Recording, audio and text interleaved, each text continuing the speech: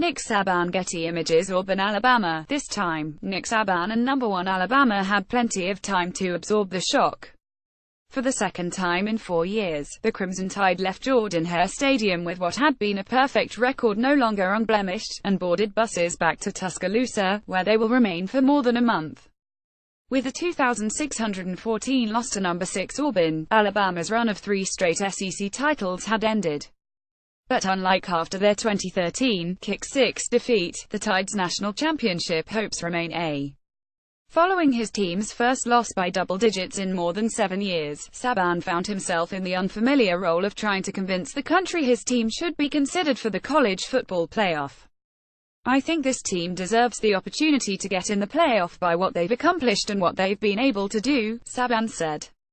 "I really don't know what all the scenarios might be where we would have an opportunity to do it. I certainly would like to see this team get the opportunity to do it. I think they deserve it. I don't think one game defines who you are. It certainly doesn't define this team." After reaching each of the first 3 playoffs, Alabama 111 can only watch and wait to see what happens next week. A precedent favorable to the Tide was set last year when one-loss Ohio State failed to qualify for its conference title game, and was named the number 3 seed. The winner of the ACC title game between No. 2 Miami 101 and number 3 Clemson 111 is a lock, with the Hurricanes' stunning loss to Pittsburgh ensuring the ACC won't receive 2 bids. The winner of the SEC title game between No. 6 Auburn 102 and number 7 Georgia 111 will also advance, leaving 2 available bids. If number 5 Wisconsin 120 defeats No. 9 Ohio State 102 in the Big Ten Championship, the undefeated Badgers would be inked, but if the likely favored Buckeyes win, an avenue would open for the Tide, who hold 1 fewer loss. An even better scenario for Alabama could arise from the Big 12 title game. If number 4 Oklahoma 111 beats No.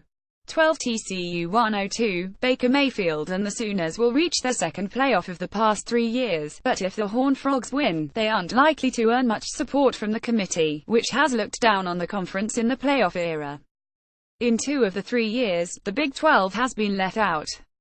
No other contender will have fewer losses than Alabama, have a more acceptable loss on the road against the No. 6 team in the nation or look better on the itis, but the Tide also have been hurt by a weak strength of schedule, with their season-opening win over No.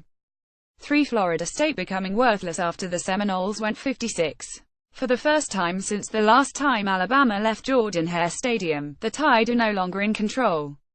"If we would have won that game, it would have been straight," defensive lineman Daron Payne said. "Now we just have to leave it up to fate. There's nothing we can do now.